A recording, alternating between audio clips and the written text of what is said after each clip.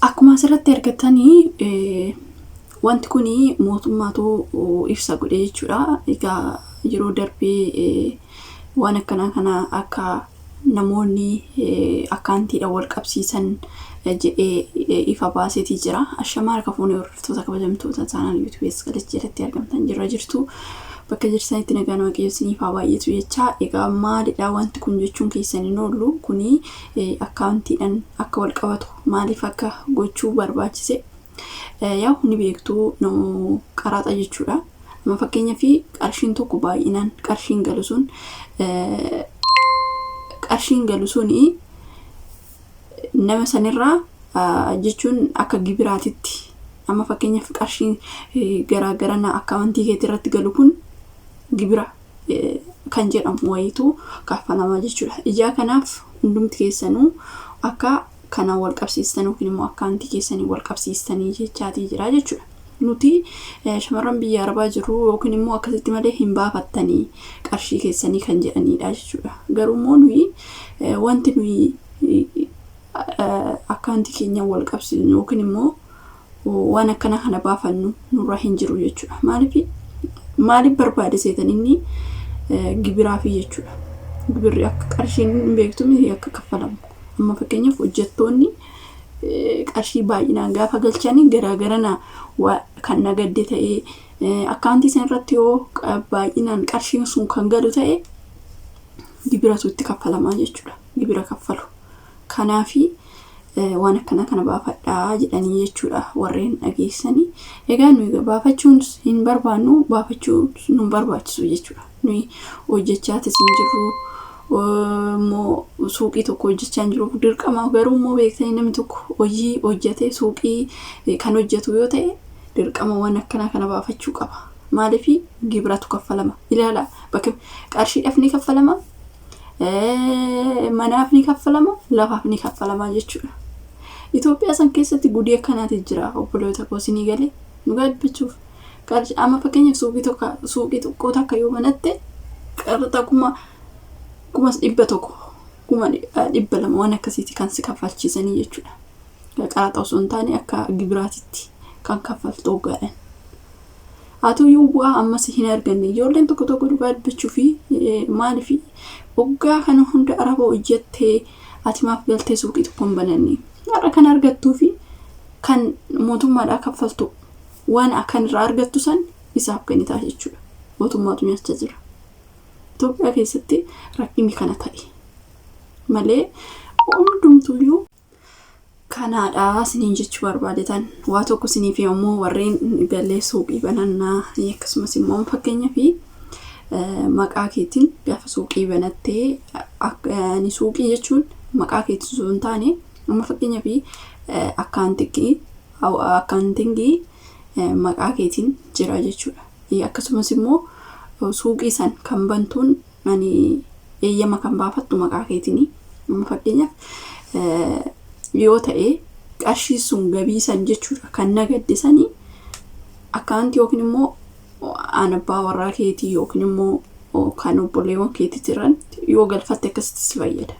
Maaliif jennaan bakka tokkotti yoo galchite amma fakkeenyaaf suuqii banannee suuqis yaa hojjennu ammoo walumaa galatti wanti suuqis hojjedhu amma YouTube kanas hojjedhu akkaantii keetirra waan jiruuf wannumti hunduyyuu baay'ina birriitiin yoo ta'e akkasumas baay'ina birriitiin si kaffalchiisu jechuudha. Waan hojjette hundumaayyuu garaagarana walitti daddarbamu akkaantii keetirra buukan waan qarshii baay'ee argattetti fakkaata. Kanaaf baay'ina birriitiin ni kaffalu jechuudha. Baay'ina birriitiin si kaffalchiisu. Waan akkasii jira Itoophiyaa keessatti. Kanaafuu maal jechuu barbaadetanii waan akkana eeyyama maqaa keetiinis baaste yookiin immoo eeyyama maqaa abbaa manaa keetiin suuqii san banatte maqaa keetiin akkaantii biraa godhatte akkasitti xiqqoo amma ta'e gaariidha. Malee baay'ee rakkoodha dhugaa dubbachuuf. Innaa waan akkasiiti siniin jedha akka siniin galuu fi malee Itoophiyaa keessatti waan akkana kun rakkoodha. Achi gibira si kaffalchiisa, asitti gibira si kaffalchiisa, manni gibira bakka wantoota hundu Itoophiyaa keessatti qarshuma nyaachuu bichaadha. Isin galee kan bishaanii hin jira, kan ibsaa hin jira, kan lafaa hin jira, kan mana keessaa hin jira, kan suuqii. Kana hunda dhugaa dubbachuuf tarii baqaanna waan nuyi amma fakkeenyaaf birriin biyya arabaatuun ofii keenyaaf iyyuu ittiin of jiraachisuudhaaf iyyuu nama geechuu inni achitti gana bakka 10 itti namarraa kukkutaa jechuudha. Namoota meeqa kan akkanatti kasaaree deebi'e garuu abdii kutuun gaarii miti. Ani abdii sun kutachiisuuf miti. Maaliif eenyu jedha abshaala ta'a jechuu barbaadetan. Abshaala akkamitti taatu maqaa nama biraatiin akkaamti kan obboleessa kee aan qarshii irratti galchitu san jechuudha. Xiqqoo irratti galchita akkaantii isaa keetii irratti jechuudha. Amma fakkeenya eeyyamni suuqitii fi maqaa keetiin jira. Kanaafiyyuu suuqii qabda jedhanii gibira ziyaada sitti dabaluu jechuudha. Isin galee waan akkasiitii jira Itoophiyaa keessatti. Kana sirriitti beekuu qabdan kanaadha. Malee abdii sin kutachiisuuf miti Itoophiyaatti haala abshaalummaa itti ta'uu qabdu sin. Har'a dhugaa dubbachuuf akkaataa mootummaan nama ajajeen yoo deemte haaluma inni ta'e siin jedheen yoo deemte baay'ee miidhamta. Isin galee yeroo tokko maal jedhe seetanii qarshii 1770 sinirraa akka muramu jedhee ergasii eeyyama ofiifuu cubbuu sodaa tokko mootummaan godhu. Dhugaa dubbachuuf waan isaa haasa'uurree hin barbaanne yeroo tokkoon biqa akkamitti akka qarshiin kun dhufu liqaan irra jiraatee jiraachuu baate nuun malakkatu jechuudha. Omaan goone dhugaa dubbachuuf omaan godhaas hin jiru. Kanaaf nuun galchuu akka barbaade ta'ee kun uummanni iyyuu nagaa hin qabu. Waan akkasiiti